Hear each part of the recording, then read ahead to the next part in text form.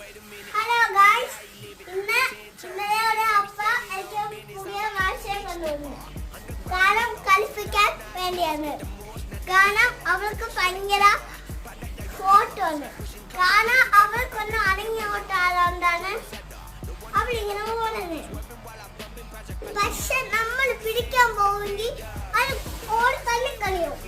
ഇന്നലെയാണ് അപ്പം വിളിച്ചത്. ഇന്നലെ അപ്പം വിളിച്ചവര്